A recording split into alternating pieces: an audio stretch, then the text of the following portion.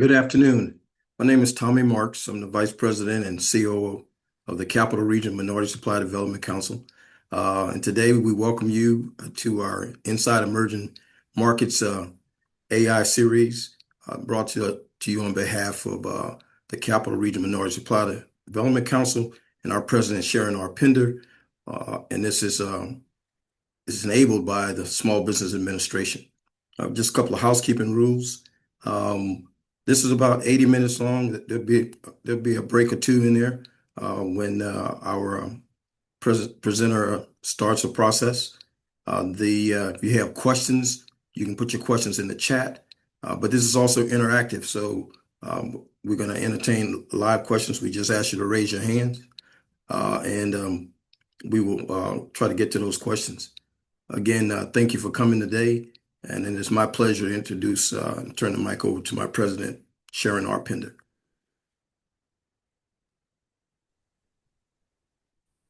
Good afternoon. How's everybody doing? Thank you today for showing up and supporting the first in our Inside Emerging Market series, as Tommy just talked about, and AI as your business infrastructure. And our guest speaker is going to talk about is first in a series of things that we have happening. But before we do that, I'm excited to be here in terms of I'm excited that you're here, making the commitment to embrace AI as a technology and to allow us to kind of bring that information to you. But while I'm here, I also want to talk about the Capital Region Minority Supply Development Council because we continue to be in full force here providing you service and solutions. We have some upcoming activities that we want you to be a part of as well. For example, on June the 4th, we are partnering with the City of Baltimore Mayor's Office in a small business advancement conference on June the 4th. And you want to be a part of that. We are touting that we're having national as well as regional corporations, state, local and federal government agencies, all under one roof at the Baltimore Convention Center. And we're also featuring something special this year calling Pitch Mania that we're doing in conjunction with T. Rowe Price and providing opportunities for our certified suppliers or others, small businesses, to pitch their business and get feedback on it. And then we have for startups as well as for seasoned businesses. So stay tuned for that. It is a nominal fee, but please join us on June 4th at the Baltimore Convention Center.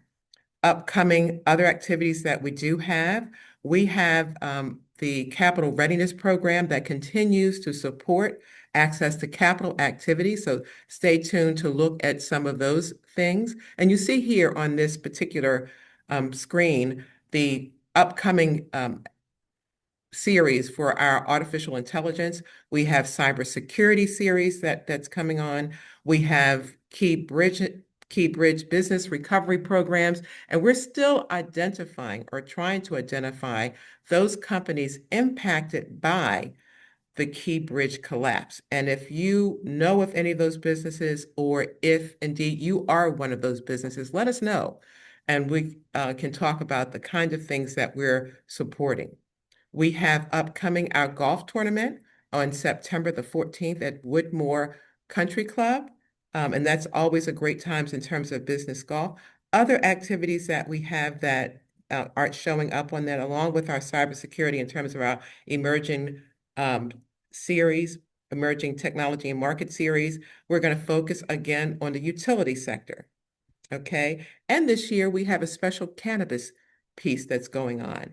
And so stay tuned to as we do a Get on the Bus tour to look at cannabis in the state of Maryland and the opportunities there that the growers, that dispensaries may have for our certified suppliers.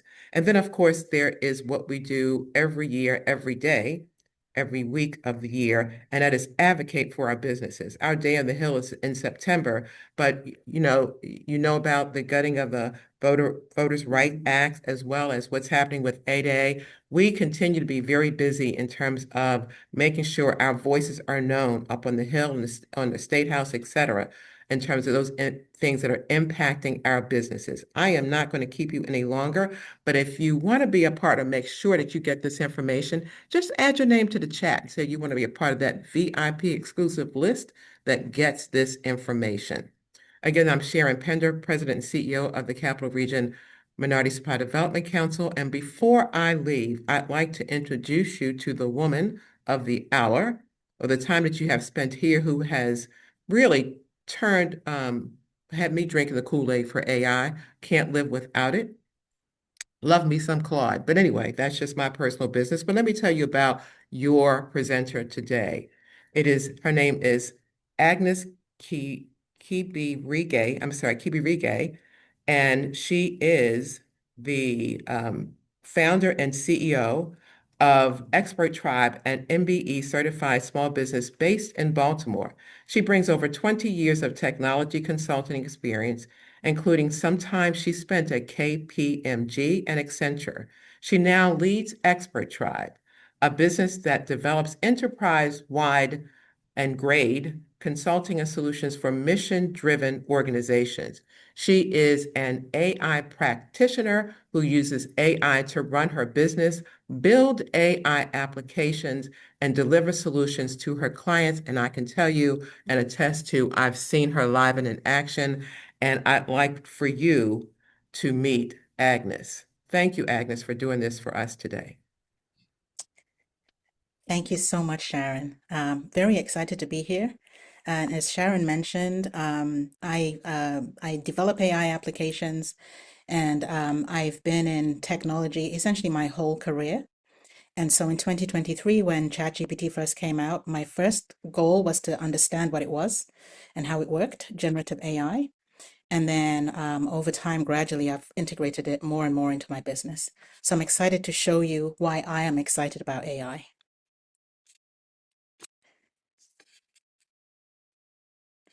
Uh, Earlier this week, a girlfriend sent me this text message with this picture that you can see in here. And her question was, are these the top AI platforms? If you've ever seen an ad like this and are wondering the same thing, you're in the right room. By the end of today, I'll give you some tips on understanding. You don't need to know which are the top 10. You just need to know which ones work for you. And also, most of them have free trials, so you can go in and try and see which ones make sense for you.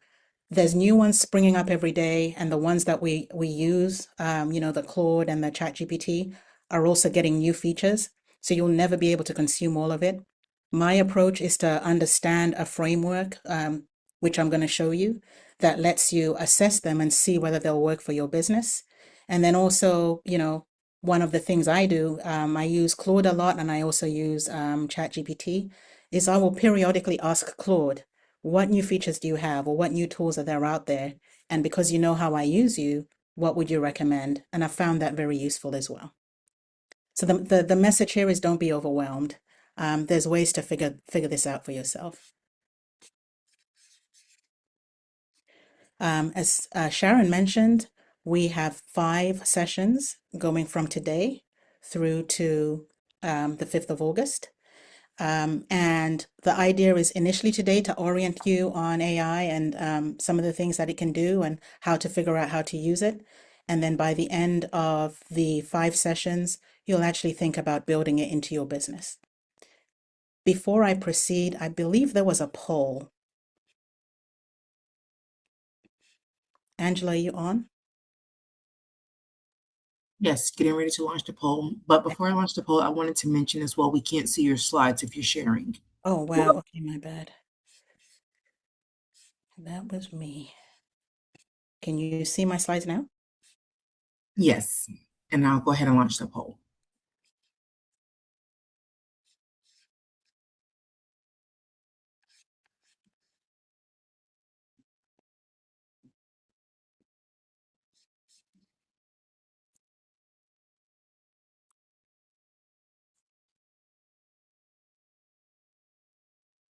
Okay, we're getting some votes in. Currently, we have 19 of 45 votes. I'll let it go for a few more seconds and then I'll close up.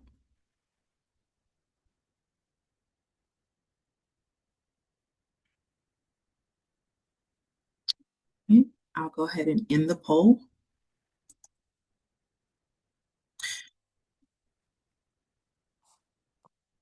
Okay. So 39% are experts. Welcome, experts. Welcome, everyone. 54 have no clue, and 7% are running away. So my goal today is to get you all to be excited and not run away, and also to demystify it.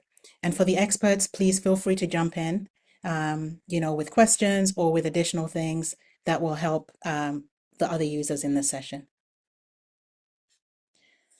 So 3 things today that I'm aiming to show you. First is a framework that I use to talk to any AI tool, one that you can apply on Monday morning. Next, how I cut through the noise, how I decide which AI tool to use, and which ones I use. And then by the end of the session, 2 things that you can try this week. One, a simple one, maybe something that you've been putting off. And then the second one, more ambitious. Okay, before we get going on the prompts and some of the other stuff I'm going to show you, the first thing I wanted to talk about is, what AI is, and specifically generative AI, which is the AI of the moment. AI has actually been around for a while. Machine learning and some of the other things that we've become used to in our lives have been around since the 60s. This iteration of AI, generative AI, is causing a lot of buzz because it actually generates what appears to be new content, and it looks like it's thinking. And so what it does is it's able to predict the most likely words, the most likely word that's coming next, based on patterns of thought. So it's been trained on an enormous amount of data, and it's essentially figured out thought patterns and how ideas and arguments connect together. That's the latest iteration. When I started using it back in 2023, I think it was GPT-3, it was less predictable. It hallucinated a lot more. And so then when I heard people say it predicts the next word, that made sense to me. But what I'm experiencing now is a lot more than that. And so the description has also evolved. It now understands how thought works, which makes it look like it's thinking, is how I explain it to myself and to others. Okay, and if you have questions, put them in the chat or raise your hand, and Tommy and Latoya will let me know. So, Agnes, we have 2 questions if you wanted to Okay. ask. So, Hank Johnson wants to know, what is the difference between AI and a bot? Is a bot a form of AI? It depends. You have sort of what we're hearing a lot now is agentic AI, and essentially people have programmed AI, they call them AI agents, but if you use Claude, for example, Claude has a tool called Cowork that is able to connect to your machine and do things for you. Or a lot of times you might go on a site and there is a like a help, whenever you're asking for help and you're able to have a conversation. Some of those have AI plugged into them, and people are getting more ambitious with what it's able to do.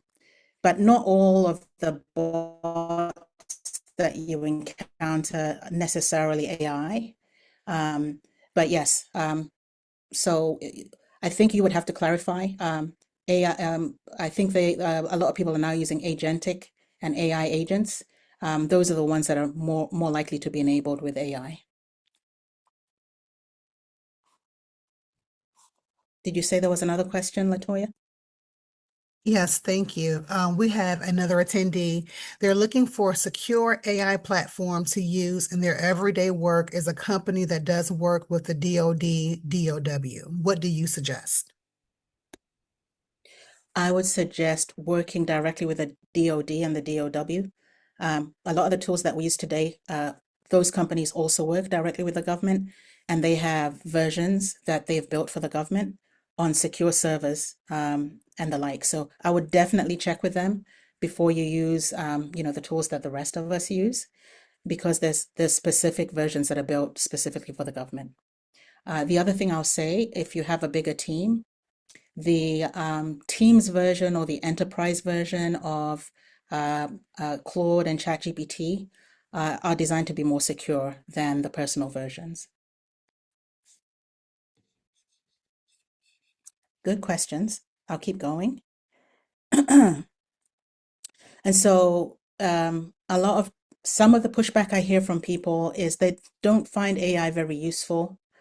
And also then people try different tools with varying results. The difference for me isn't the tool that you use, but how you talk to it. If you type a vague question or you don't give it enough information and enough context, you get a very generic answer, and then it doesn't seem to be useful. In order to get good results, you need to think about giving it enough context by telling it who you are, who you want it to be. You want to be very specific about the task that you're asking it to do. Set constraints so that you're constraining what it brings back. And most importantly, invite questions and invite pushback. If you think you're talking to a tool that's trained on vast amount of data, more data than you'll ever be able to digest or know, and so you wanna tap into that, and you wanna enable it to give you feedback so that you're not. What I would say is you don't want to micromanage it, because then you get back what you put in. Another way to think about it is if you've ever onboarded a new employee, then you already know how to do this. If you were bringing a new member onto your team and they were very specialized in a specific thing, or if you were onboarding a consultant and you wanted them to come in and look at a part of your business, they wouldn't be very effective until you gave them context. You explained to them their role, gave them very clear instructions, and also gave them an opportunity to ask you questions just to clarify so that you were all on the same page. AI is no different.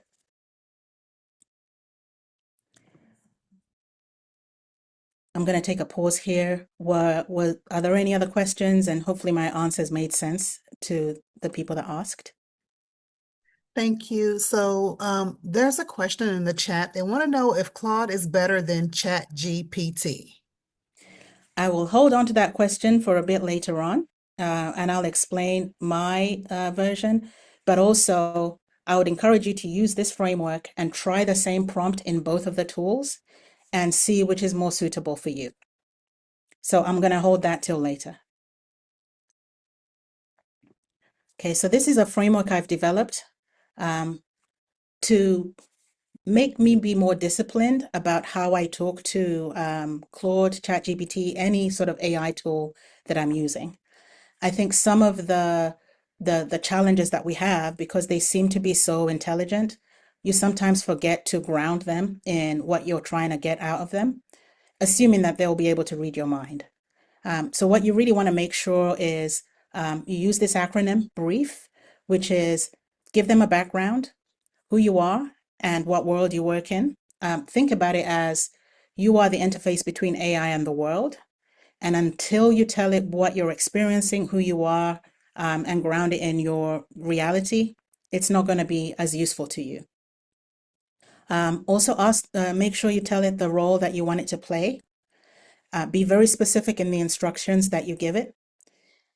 Expectations. And again, think about this from the standpoint of onboarding an employee or giving them a new task. And then follow up, invite it to ask you questions. And this, I find, works across all of the AI tools. And we'll talk about that a bit more in a minute. So just to expand, background, tell AI who you are. Who are you? Who do you serve? What is your voice? And what's the context that AI needs before it does anything? And then tell it the role that you want it to play. As I said earlier, it's trained on a whole load of information. And if you're not specific about the role that you want it to play, it will be very generalist because it doesn't quite know how to structure the thought process. So are you wanting it to be a research assistant? Do you want it to be a thinking partner? Is it a copywriter? When I use it, because my background is IT and I've spent a lot of time in IT, I'm usually asking it to either be a business coach for my specific type of business, or a technical architect, right? Where I'm envisioning the solution I want to build, and I want it to do the technical research for me, and be a thought partner in that perspective. And then also depending on which tool, you're asking it to be a different thing, right? So um, specifying the role dials it in, and it becomes more focused on the thing that you're asking it to do. Instructions, okay, you want to be very concrete. What do you want it to produce? What format should that be in? And what should the output include?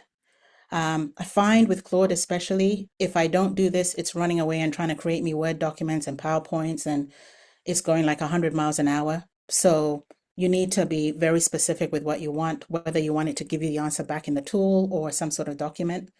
Otherwise, one, it produces more than you can digest, and two, it runs out of capacity and rinses out your minutes. Next, expectations. What does good look like? Not God, sorry, good. The length, the tone, any words that you want to skip, what you don't want. And things like only bring me back facts, right?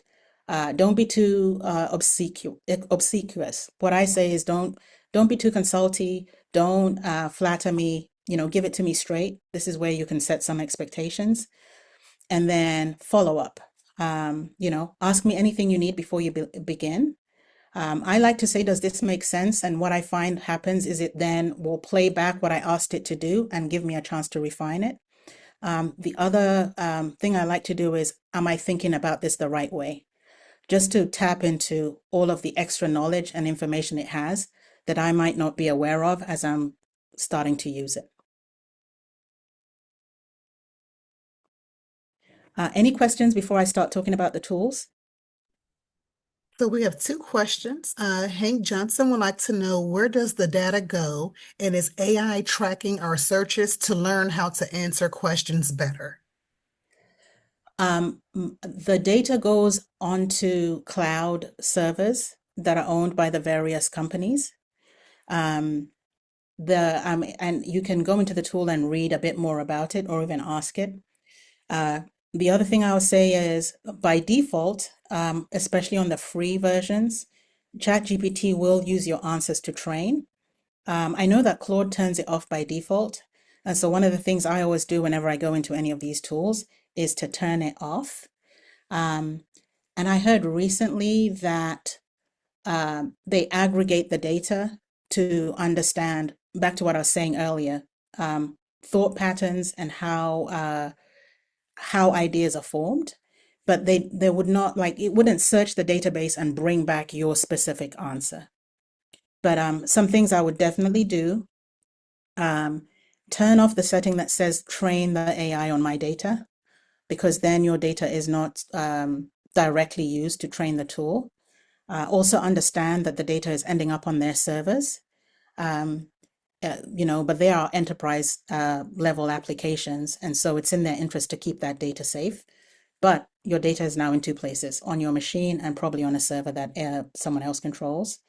And third, the AI is learning how to think using an aggregation of everything that's in the tool. Was there another question? Yes, thank you, Agnes. The next question is, can you talk about examples of using the AI tool with production apps like Notebook or Gamma? Let me keep going and then I'll come back to that. So you want to know using it with Notebook or Gamma?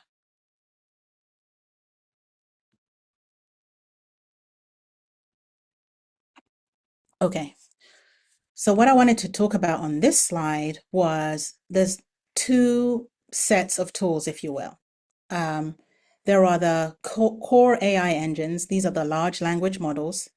A couple that we've mentioned already, ChatGPT, Claude, but there's also Gemini, Copilot, Meta, Grok. There's a whole bunch of them that you can see down there on the bottom.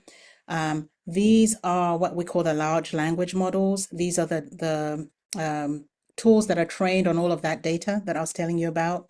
These are the ones that are basically coming up with the patterns of thought and generating the content. So that's what you see on the left. Someone asked me earlier, what are the differences in these tools? What I find for myself is ChatGPT is very good at a content generation and brainstorming in a creative way, right? So, for example, I use that to create my websites, social media posts, and just think through if I'm doing a presentation and I really want to appeal to a certain audience. I find that ChatGPT is better at coming up with a language for that. I use Claude more for a thinking partner, more deep analysis, and some sort of more nuanced responses. So if I'm looking at data or if I'm trying to figure something out, I'll go into Claude, and that's the place where I'll say, am I thinking about this correctly? Could I be thinking about this in a different way? And I'm always impressed by what it comes back with. And the other thing, what I like to do when I'm using Claude is I like to tell it to give me one thing at a time, give me one concept at a time, give me one thing at a time, let me digest, ask questions, and then let's move on to the next. And in the process of doing that, I also find that it's helping me to learn, especially about AI. So earlier when we were talking about which tool and how do you decide, Claude is very good for me, I find, at that. It knows my business well enough that every so often I'll just have a session and talk about, what's out there in the landscape, what should I be wondering about, and also, am I thinking about AI and my usage of it correctly? So I've talked a lot about Claude. As you can see, that's the one I spend a lot of time in. Gemini, if you're in the Google universe, so if you're connected to Google Workspace and you have Google Docs and you do a lot of stuff in there, then Gemini is good. I haven't used it that much. I use it primarily for research, but I know people that also use Gemini as a thinking partner, and it's similar to ChatGPT and getting better and better. Copilot is Microsoft's version of ChatGPT. It's actually built on ChatGPT, but I believe it's a different version. And again, similar to Gemini, if you're in the Microsoft universe, then Copilot is a tool that you would most likely be using. And then there's others. And again, but I would, if I was trying to understand right now which tool to use, I would pick one, do a brief in there, and then I would use that same brief in the other tools and try and refine it, and then see what would work for my business. So there isn't a definitive answer. It just depends what you're trying to do and what your style is. On the right-hand side, my right, probably your left, are the specialized tools. And so these are built on top of large language models, and they're tailored to do specific things, right? So for example, Fireflies and Otter, those are meeting note takers, whereas Grammarly and Canva, they're more for marketing and content. QuickBooks, everything these days has AI built into it. And the way I think about it is their AI tools enable me to talk to my data in their platform in the context of what they do, right? So, for example, I had done a interview series with a client, an assessment with a client, sorry, and I had about 15 interviews, 15 hours worth of interviews. And I needed to summarize what had happened. What were people talking about? What were people worried about? What were the themes of what I found out? And I found Fireflies very useful because I could talk to my meetings. Um, QuickBooks, on the other hand, you're trying to understand what's going on with your business, trends, invoices, and that kind of thing. That's what you do in QuickBooks. You wouldn't go into Fireflies, for example, and ask for a cooking recipe. One, that's not the right role for it, but two, the people that have created Fireflies have pre-briefed it, if you will. And so all you're really doing in there is asking is instructions and probably a bit of expectations. to use the data in the context that it's been captured in. So hopefully that answers your question. And so the question about Notebook and Gamma, my response would be twofold. What are you trying to do in there? And maybe their AI tool might be sufficient for what you're trying to do. The other thing that I've seen people do, and I do myself, is you could build your own agent to connect to those tools, or you could use, for example, Cowork, or I know ChatGPT has one as well, that lets you connect to various tools. And then you're talking to Cowork and it's figuring out which tool to go to get you the information. So how to connect to it and how to talk to it really depends on what you're trying to do. Then there's also other things you can do, for example, with Zapier or some of these other tools where you can orchestrate workflows to do different things in specific tools. Before I move on, were there any questions on this slide? There are no questions at this time. Thank you. Thank you. Okay. So what I'm going to do now is I'm going to do a demo. I have created a fictitious HR company. It is run by a lady called Jasmine, and the name of the company is the Handbook Group. She does HR compliance and employee wellness consulting. Her company serves mid-sized employers between 50 and 500 employees in the DMV. And she wants to be practical and warm and not be like preachy or lecture her clients. And what she's trying to do this morning is this afternoon, sorry, my bad. She is trying to write a short LinkedIn post about career benefits for her audience. And I already ran all of the prompts so that we wouldn't have to watch them.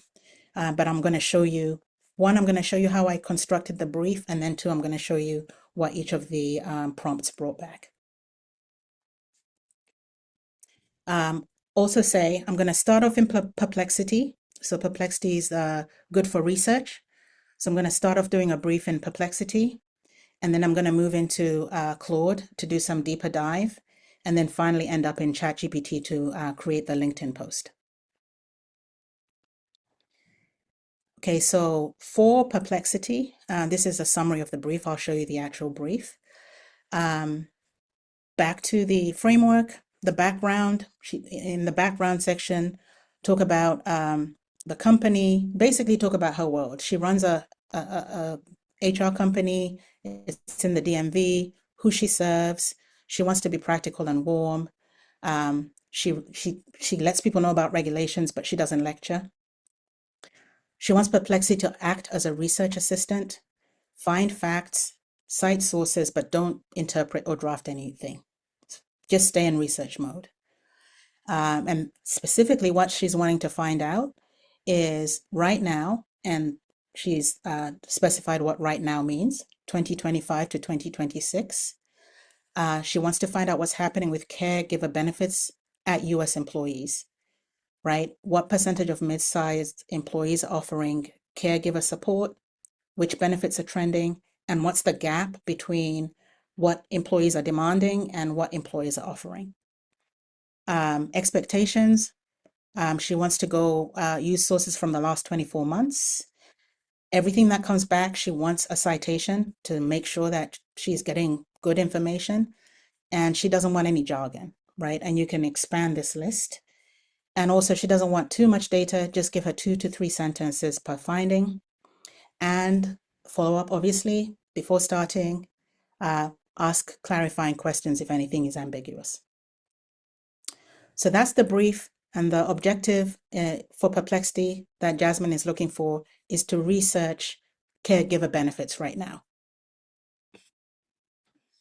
Okay, so this is Perplexity. I expanded the brief just a bit, but essentially it says the same thing. And so then, oh no, sorry, I'm in ChatGPT, my bad. This is Perplexity. So this is the brief in Perplexity.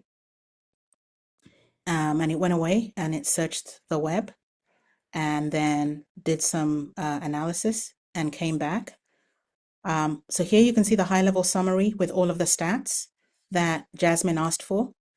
And if you hover on there'll be a gray little box on the bottom.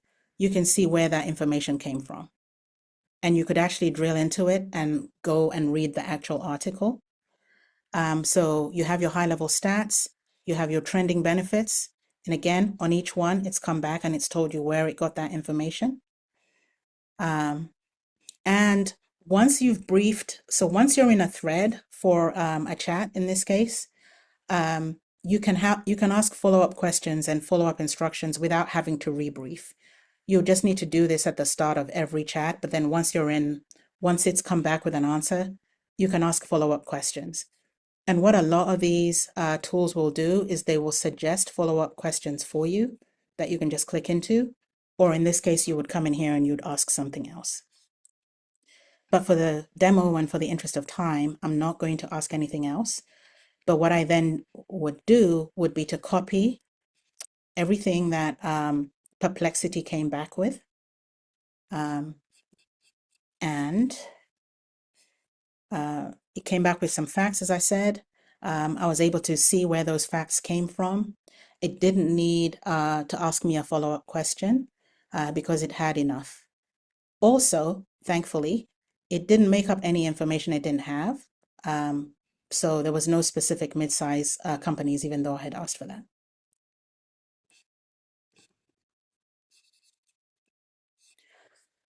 So next, I want to take the data that I used in Perplexity and put that into Claude. And for Claude, the background will be the same, but now I want Claude to help me to think about how I can present this data to my audience. And I want to tease something out that might not be obvious to the audience. And I want it to be tailored to them, right? So what I'm asking here is give me 2-3 angles that would make a business owner stop scrolling and tell me who it resonates with and who it misses. And the strongest recommendation for my audience. And how does Claude know my audience? Because I've specified that in the background. So again, make sure that you're giving it enough information so that the instructions make sense. I've also asked it to not reach for the easy answer. Don't give me employee work-life balance because that's a really popular one that comes up. Look for something counterintuitive, but don't make it up. If the data doesn't support something, say so. And with Claude especially, I like to do this, stay in the screen. Don't be too comprehensive. And then invite follow-up. Before you give me your recommendation, ask me for clarifying questions if there's something you need. So far, so good? Okay. So now let's go see what happened in Claude. So what I actually did is I pasted all of the Perplexity data into Claude. And you saw the other things I had told it in the summary. And Claude immediately came back with one clarifying question. The question was, do you build the benefits from scratch, or are you helping them to figure out what is already there and whether it's working? Okay. And it explains why that matters. And it sort of gave me 3 things that it found in the data, right? The first is seems to be a communication problem because the benefits exist, but somehow people aren't taking them up. And then 2 other observations that it came up with. Okay. And it's already come up with a recommendation, but has said, hey, I just want to understand the answer to my question before I can say this definitively. And so I pasted an answer in, and the answer is, I don't structure benefits from the start, but I'm looking at how they can optimize what they already have. Okay. And specifically because a lot of clients are paying for benefits that aren't being used. And so I'm trying to help them figure out how to do that. Okay. So based on my answer, Claude then gave me some more information. Okay. confirming that angle 1 is the post that I should use, and that angle was people aren't aware of what is available to them, and there was some data in what Perplexity shared that I could use. And then some additional advice that I'm not going to read, but I'm going to scroll slowly so you can see the level of analysis that Claude has done and what has come back. And again, just like with Perplexity before, you could read this and you could have a back and forth with Claude and get it to be more refined if you wanted. But just from one brief and pasting in information, you've already got to some insights about your data that could help your business.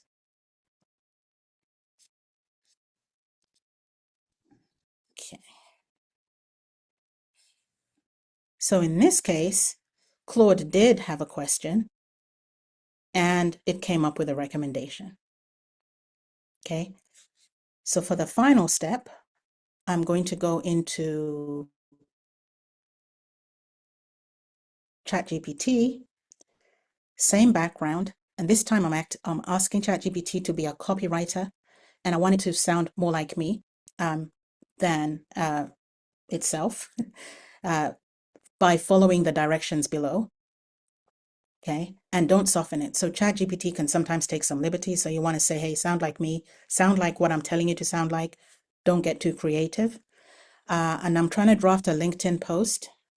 And what I actually did in ChatGPT is I pasted in what Claude had given me so that it had all of that information, and asked it to give me 150 to 180 words and start with a sentence, not a stat. Okay. I also specify, don't use the leverage, unlock, synergy, and all of that. Don't use M dashes, don't use emojis, and give me a maximum of 3 hashtags. And if it has a question, to ask me the question. So this is what it looked like in ChatGPT. And it came up with the LinkedIn post. A couple of things to say. I never just paste directly what comes out of ChatGPT. What I find it does for me is it helps me to structure my thoughts. So my workflow would have been, I would have gone into Claude and I'd have all of that information plus, things that I have in my head, like, hey, I got a text message, or this is what I heard, or this is what I'm feeling. Am I thinking about this the right way? And then this is what I'm trying to say. And this to me would be a very good first draft of that information, but I would always go in and I would change it. Some of the things I don't like about what ChatGPT and Claude and all of these AI tools do, they add extra words that shouldn't be in there, like actually. That seems to appear a lot. And the other thing they do is they seem to want to say the negative thing before they make their point. So, for example, the gap isn't about the cost or design; it's about the quiet assumption, right? So this doesn't sound like a person. And so I would always encourage you to look at this, refine it, make it your own, and then you can run it through Grammarly to make sure that the grammar holds. Something else I like to do is once I've refined it somewhere else, I come in and I see if ChatGPT can sharpen what I've said. But I would never just take it like this because there's always little nuggets in there that don't sound like a person. Okay, so I'm going to pause and see if there's any questions. Hi, Agnes. We have a few questions. So Brenda has 2 questions. Her first question is, she uses Google Docs a lot, and she wants to know, what can Gemini do with them? So what you could do with Gemini, and actually the same is now true for ChatGPT and for Claude, you could actually connect in the next section, I'm going to show you projects. So each of these tools now has, you can group your chats into a project, and you can then connect that project to your Google Drive folder, right? And so it's then looking at all of the information in that folder as it comes up with your answers. So you might have your background information in there and some other stuff that you wanted to be focused on. Say you have a folder for all of your marketing content. You could then create a project within one of these tools and use it like that. And my understanding is Gemini makes it much easier for you to access all of your information, including your email, right? And so the question for you would be, how comfortable are you, right? Not just how comfortable, but how up to date are your documents? Um, while it might be very convenient, what I find sometimes is it goes and remembers something that, a really old version of a document, something I've moved on from, and I find it creeping into its answers. But the short answer to your question is you're now able to connect your AI tool to your folders so that the information that's in there is available to be used in the tool. Okay, part two. She wants to know if you can show the list of what you asked GPT to not use again. Okay. All Uh, right. I think that might be in the handout, but Okay. let me also show you here. And I'll put this in the chat for you.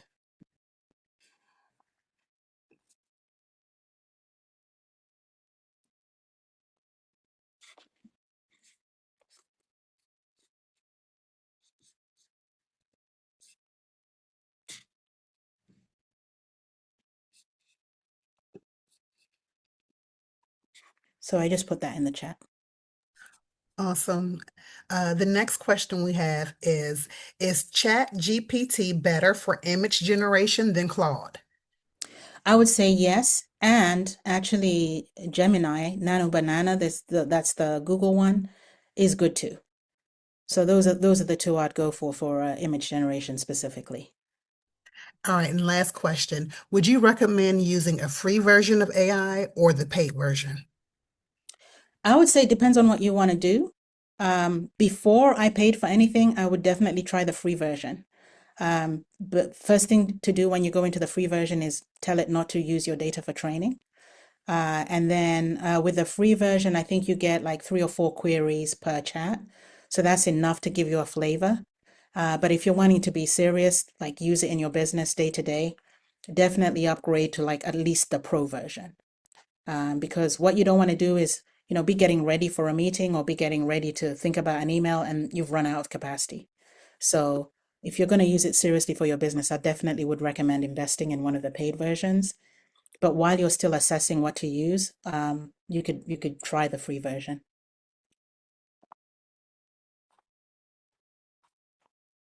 Okay. A thing I wanted to call out about what we just did is a new line was generated out of all of the research and everything that we told it. The quiet assumption that offering something is the same as delivering it. So that seemed to come out of nowhere. And also, I told you about the negative to prove a positive. So when you first read the prompt, the suggested LinkedIn post, it reads very well, right? And if you're rushing, you could just copy paste that and put it into LinkedIn and post it on your social media. Um, but I would always ask you to pause. It surfaces good information, right? So here it's saying, just because you give people benefits, don't assume that that they're going to use it, right? So just because the benefit is in the package, don't assume that someone is actually accessing the benefit, which is it's a great insight. But just make sure that you're comfortable with that insight. So even though ChatGPT generated this or Claude generated it, the minute you post it on LinkedIn, you're accountable for it. So it becomes yours. Uh, so two sides of the coin. It's giving you additional insights and things that you maybe wouldn't have thought about on your own, but you own it once you post it. So always make sure that you're comfortable with what it came up with. And in this case, you could go back and ask it a question if you weren't sure. But by the time you post it, you just have to be comfortable that it has now become yours and you're accountable for it.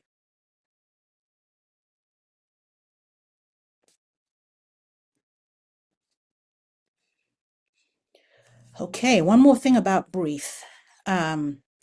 You can adapt it to any tool. So for example, if you were using Google's AI interface, it has much less room. So you want a much shorter brief, where you saw, tools like Perplexity, ChatGPT, Claude, you can give it lots of information, right? So you can compress it or you can expand it.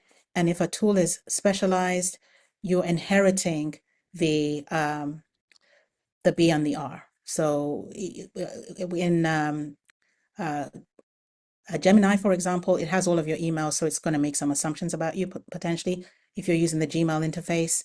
Canva is a design tool, so it already knows you're trying to make it do a design. You just have to tell it what kind of design. So just be mindful. Sometimes you inherit what someone else has put in there as the background and the role, and other times you're able to be more expansive.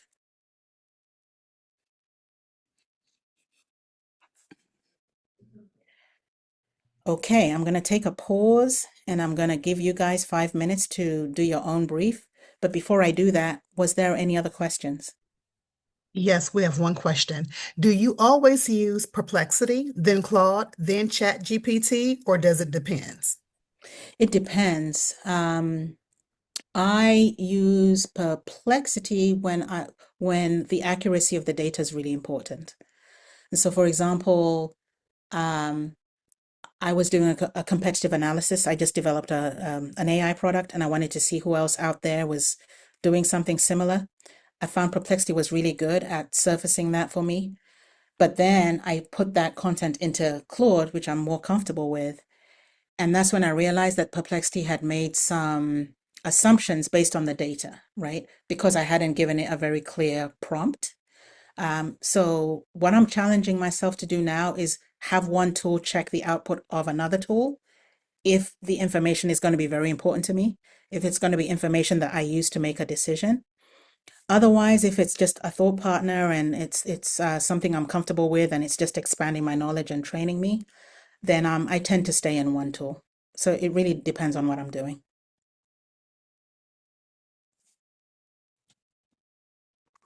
Okay, so I'm going to give you guys 5 minutes to use brief, maybe on something that you've been avoiding, um, and just figure out how you would write it. Maybe an email, a section of a proposal, something, a LinkedIn post.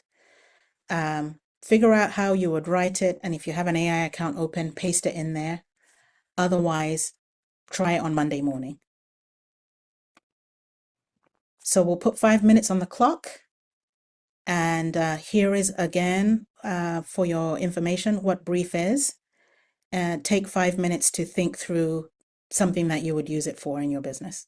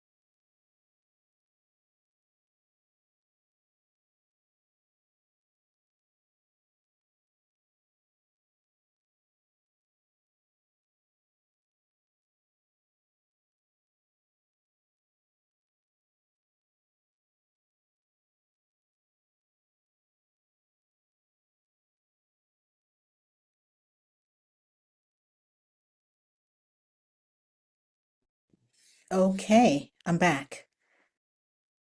How's everyone doing? I see a couple of things in the chat. I saw a chat from Abraham Borum. Abe, how can I launch a new business focused on mentoring, intentional humanism, and foresight? And so is this a question, Abe, that you wanted to ask? Do you want to understand whether that would be a good business to start? Are you looking for advice? Okay. So I saw a question from Abe. How I would sharpen your the question that you asked me is take some time to think about what outcome do you want from the tool. Hang on. So when you think about the background, think about who you are. So you are if it was me, for example, I'm a veteran of IT, 20 years in the industry, and I want to create a product for minority businesses. Doing my example, I created a product to help people look for grants. And I want to understand, first of all, is that a problem that people have? I know I have it, but I want to confirm that it's a problem that people have. And so one of the things I did is, go to Reddit and other forums where people are and see what they're complaining about with regards to grants, right? So part of it is you might start off by saying, is this something that people would want to consume? That might be your first brief. Second, what about it would appeal to people, or how do I make it appealing to people? But I think my initial chat would be, this is what I'm trying to do. This is who I am. Be a business coach and help me think through, help me brainstorm how I could turn this idea into a business, right?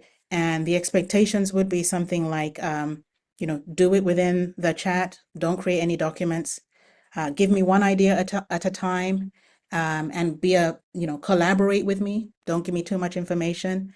And then allow me to digest, ask any follow-up questions, and go back and forth until we come up with a plan. So that would be, Abe, in response to your question.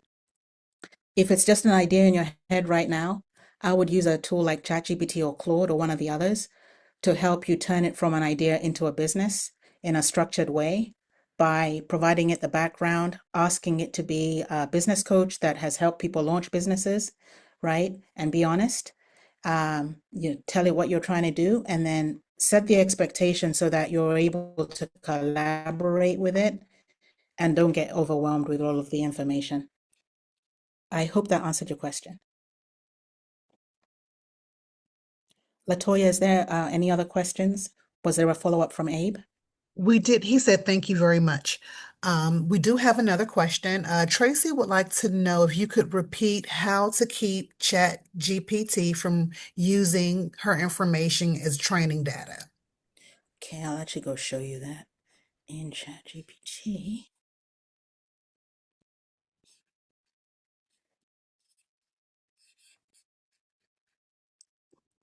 The only problem is Zoom is all over my screen. One second.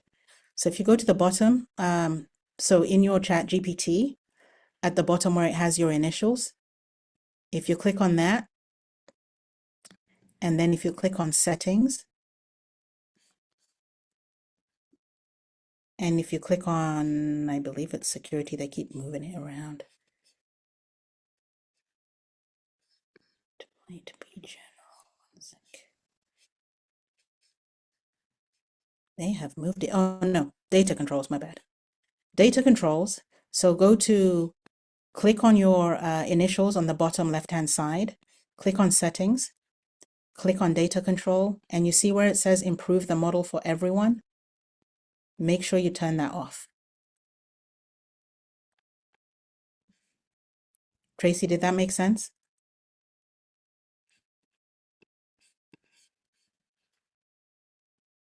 Latoya, I'm going to assume yes, unless Tracy put something in the chat.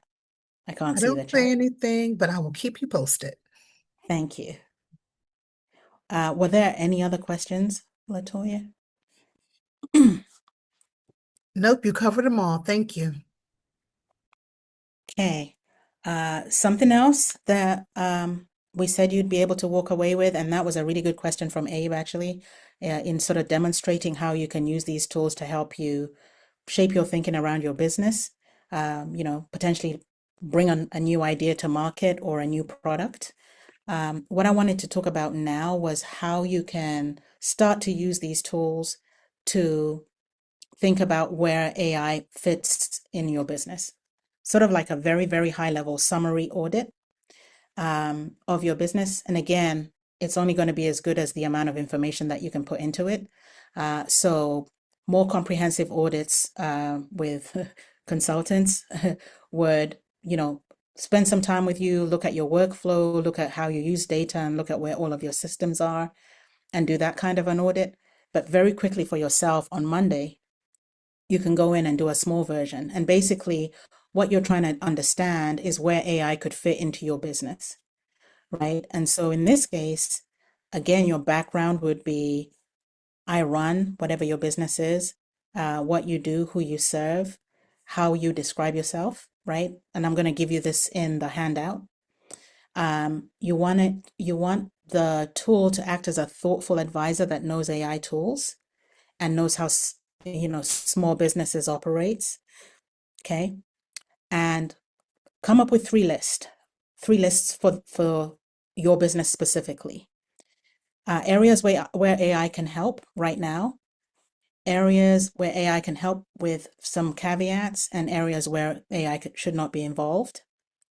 You want 3 to 5 items per list, and you want them to be specific to your business. And in this case, I said, before you answer, ask me up to 2 clarifying questions. But what you could actually do is interview me, right? And it will do a more comprehensive interview and to find out more about your background, before you run the actual assessment.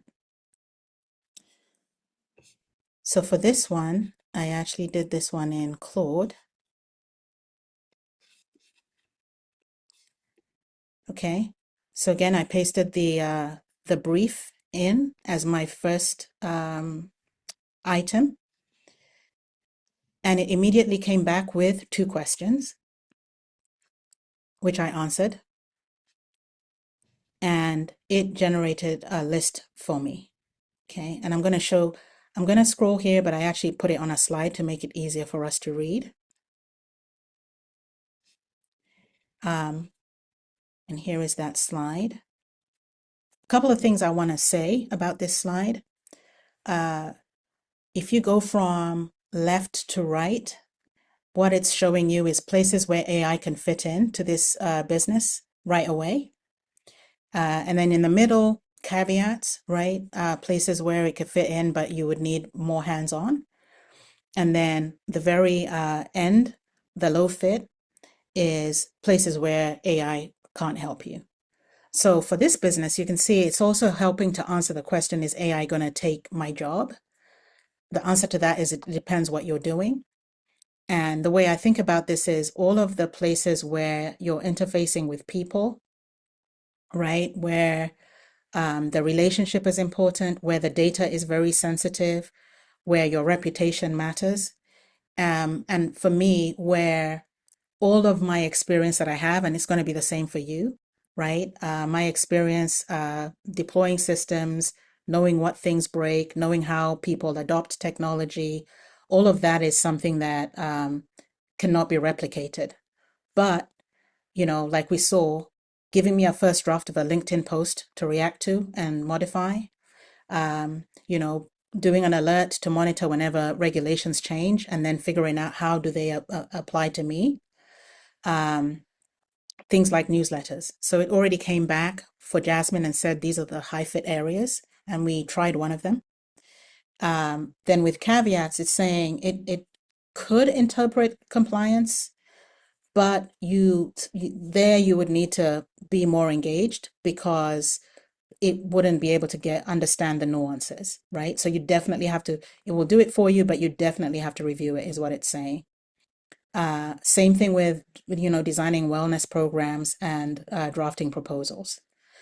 So what this slide says to me is AI gives you more time to focus on the high value items, more time to spend in front of your clients, more time to digest information like the compliance, like the wellness program design, by taking away the busy work off your plate, right? So a lot of times you start with a blank sheet of paper and you have to write an email, and it's very important that you write it in the right way. The person understands what you're trying to say. You don't insult them, which previously used to happen. I have a very abrupt style, and so I appreciate that I can use an AI tool to soften it and smooth it, and maybe talk to me about how it might come across. And that now takes me hardly any time, where before it would take me a long time to come up with the right words to put in that email, you know. But when I'm designing solutions for clients and the tool that I built, I'm hands-on on everything I do, it does. And I treat it like a developer or a content writer, where I'm responsible eventually for the output it produces.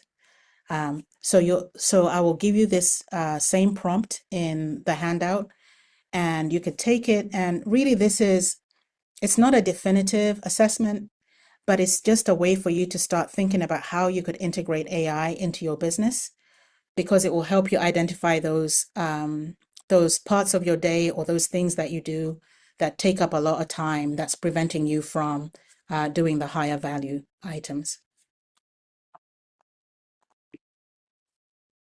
Questions?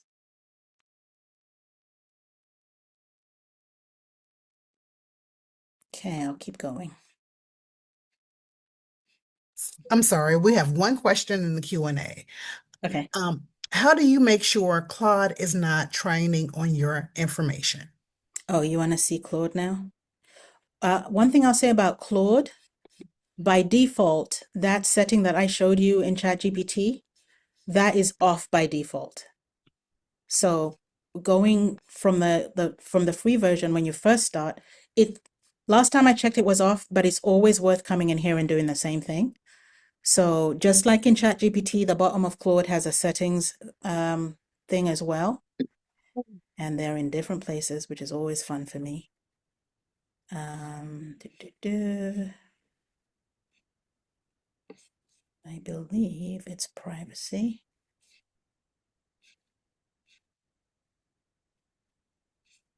Help improve Claude. So you go to privacy, and there'll be a toggle, help improve Claude, and you want to make sure that that's off.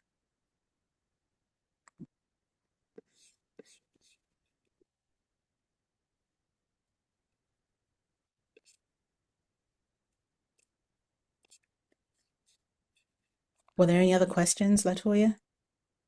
Nope, that's it. Thank you. Okay, so I just showed you an audit.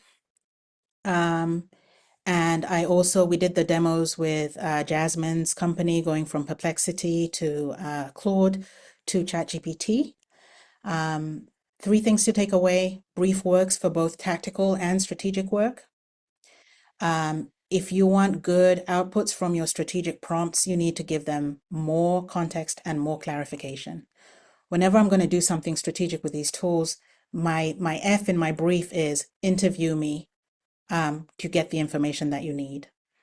The other thing to say is be honest with the tool, right? And so in Jasmine's response, she was honest to say, hey, I don't know my pipeline. It's unpredictable and I'm trying to change it. And then that unlocks better recommendations for you. If you're trying to be too polished, and not being honest about your situation, then the output is also going to not reflect reality.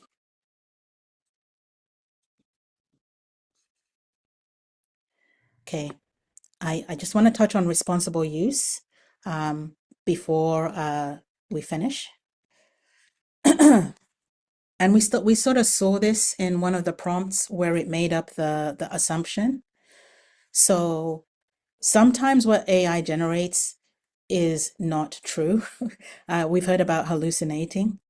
Because it's trying to answer the question, it will sometimes make connections that don't exist because of how it uses how it generates the data from patterns. So it's been known to make up statistics that aren't true, cite things that don't exist, and it sounds very confident, so you could believe it. Okay. So you have to develop this habit when you're using AI. If it's gonna impact your reputation, or if you're gonna be in front of people saying XYZ, always make sure that you've checked it. Um, Always make sure that you've checked it. You could go to places like Perplexity, and I believe Google is starting to build that into their platform, or even Claude, even the tool that you're in. If it made a claim, follow-up question should be, where did you find this, or where did you get this? And a lot of times, if it's made up, they'll say, oops, I made this assumption and therefore came to that data, right? But just because it says it and it says it confidently doesn't always make it true. So always double check if you're going to stake your reputation on a piece of information that came out of AI. The next thing is privacy. And we spent some time today showing you how to make sure that the tools are not training on your data. You also have to watch two things. You have to watch what you put into the tool. Definitely do not put your client PII information in there. Don't put a combination of name, date of birth, and address for a client. Don't put social security numbers in there at all, and don't put health information. Also, your passwords, your account numbers, your financials, things that are trade secrets and NDAs. Now, it's a different thing if it's helped you figure out something that you then created to be a trade secret. But if it's someone else's trade secret, don't paste it into your AI tool. And that's the thing that people focus on a lot. They focus on making sure that they don't put sensitive information into the tool. But the other side is also true, right? So you're using the tools to brainstorm and help you figure out your business, which is fine. And in the process, it's actually helping you shape what your business is. In some cases, you're connecting it to your Google Drive to help you figure all of that stuff, and that's fine. What you then want to make sure is you don't then create a social media post or write an email or something that's going to leave the walls of your company and inadvertently leak some of your IP or some of your sensitive information in that email, right? So always verify, and I always do this, make sure my IP isn't leaking out in my emails, in my social media posts, and everything I do externally, right? So definitely watch. And this is why you shouldn't just copy paste and immediately push. Always check, right? Just like you would with a new hire, give them a task, but always check their work before you use it. And the third thing, AI can sound like you without being you, which is fine, except sometimes it's biased. It was trained on a set of data that maybe does not represent everyone on this call. And sometimes it's using thought patterns that echo other people's works, or it just has assumptions that you don't intend it to make, right? The thing that it came up with for us today is probably something that would be okay. And in the case of our example, Jasmine kept it. But always check before you let anything out of the door. And also always check what it's having you believe, right? We hear about people getting sucked into AI and starting to believe something. Like always preserve your thought, like always be thinking, and always be questioning. As you're interacting with it and sharpening your ideas and have it train you, like always be conscious of when things are creeping in that don't sound like you, that feel a bit biased, and push back. And also very careful about what you use from AI to put out into the world, because you don't want to sound like someone that you're not.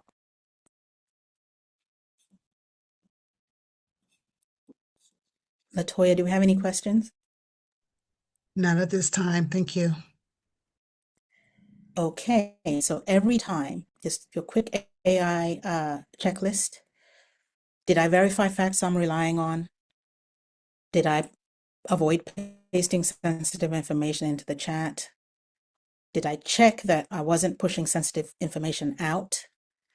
Does this sound like me, and am I comfortable putting my name on it?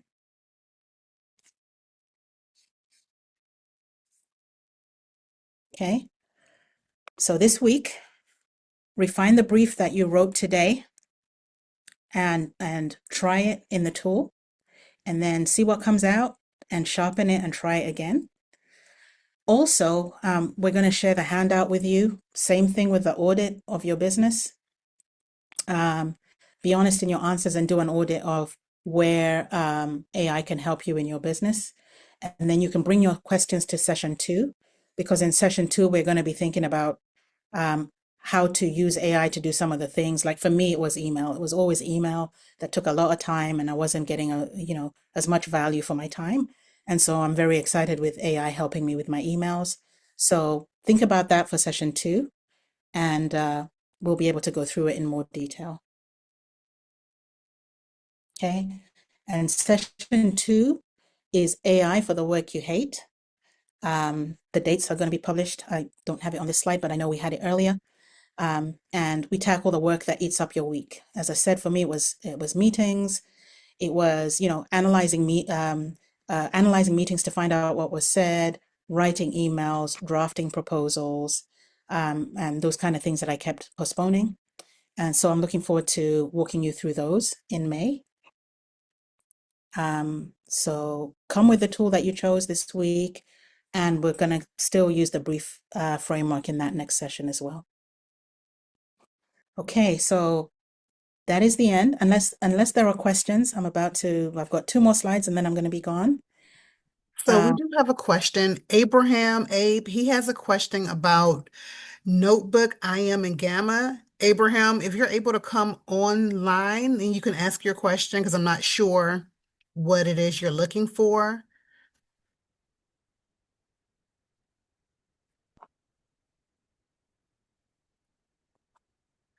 Outside of that question, there is nothing else in the chat at this time. We're going to wait for Abraham. Okay, he can't chat. So we'll wait for him to type his question into the chat box and circle back to him. Okay, while he's doing that, I'm just going to thank the CRMSDC again for the opportunity, for hosting and championing my business and all of your businesses and building a home for us here in the DMV. I also want to thank the Small Business Administration for funding these series, and thank you for showing up and giving me the time and learning something new. And while we are here, Abraham, was that you? No, that's Tommy. I Tom. think Latoya had read his question the way he wrote it. It essentially says, can you address the question about Notebook, IM, and Gamma? I might have dozed. I don't remember you talking about that, but that doesn't mean you didn't. I'm trying to think. I know Notebook LM is very useful because you can use it to create podcasts, infographics, and basically help you digest big pieces of information like white papers and really lengthy books into a way that is easy for you to understand. Gamma, I do not know what Gamma is. Okay. So that will be something I would have to take away. So Abraham would like to know, what are the dangers of using both of those tools with AI? I'm thinking. The thing I'll say about Notebook LM, one thing I've been really impressed with is that you could take I put a 200-page white paper into it, and it distilled it into like a 40-minute podcast that actually had people talking back and forth about the document. I also did it for my business. I pointed it at my website and a few other artifacts of my business, and it did a podcast about my business. The thing that I would be concerned about is I did not have the time to read that 200-page white paper. So I didn't know if it was making stuff up or if it wasn't. So I would trust it on my business because I know my business. But it essentially helped me to digest the other person's white paper, and I was able to go and have an informed meeting with them. But the hesitation in the back of my brain was if it made anything up, I wouldn't know, and I might end up looking stupid in front of that person. So I think what I would do to double check is I'd put the white paper in Notebook LM, ask it to summarize it for me, but also put it in somewhere like Claude or ChatGPT. So you at least get, a different perspective. Could someone tell me what Gamma is? That's not a tool I have used. Yeah, he put it in the chat. He said it is an AI presentation and document Oh, creator. okay, And okay. you got it? I've got it. I would say it's the same as all of these other tools, things to think about. The information that you're sharing with those tools is ending up on their servers. So be careful about, personal information. And then it's interpreting that information and creating a different output. So again, be comfortable before you share that presentation with people that, always go back and look at every slide. That having been said, ChatGPT helped me make this presentation, because I specified the format, the colors, and we went back and forth on what I wanted to present today. But I went back through and I looked at every slide. So one of the things that used to suck up my days as well was creating these presentations because I like them to be just so and lined up and the colors to work. And so the presentation was done in, you know, less than 5 minutes to generate. But then I went and I spent an extra couple of hours just going through every slide and making sure I understood. So I think similar to what I said before, especially if it's something that's going to be facing people, it helps you do a very good first draft, right? And all of those niggly things like the size of the font and the color and all of this. But you have to read all of the text and make sure that you're comfortable with it. I hope that answered your question. Finally, I was going to do a plug for experTribe. If I didn't answer your question, um, let's talk. I do, as well as teach, I build, and I focus on small businesses and nonprofits. And right now, I have two things going on. I just launched a product called GrantMinder that helps you actually using AI find grants and write them. And I also design custom AI systems focusing on how you work. So some of the questions I heard in here today around your workflow, and maybe Abe, we could talk a bit more about your Gamma. Please reach out, experttribe.com, grantminder.com if you want to find out a bit more about me. Thank you again, Tommy, Sharon, Latoya, and everyone for giving me this opportunity and for everyone who came to the session today. Well, thank you, Agnes.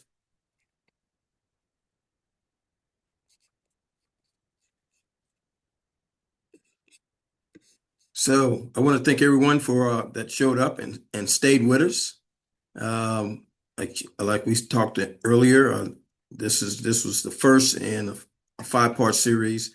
The next one will be May the 20th, and we'll get that information out as we solidify our dates. But it'll be the same time. Each one of the sessions will be between 1 and 3, and the next one will be about around May the 20th. And the team and I will get together and we'll get that out as ASAP. And I think what we're going to do this time around, and I didn't tell the team this, so I'll get beat up when it's all over. But when we send out the next registration one, I think we'll list the remaining classes, sessions, and you can register for all of them at that point in time. Now, that may be overwritten, but stand by. Okay. Again, thanks very much.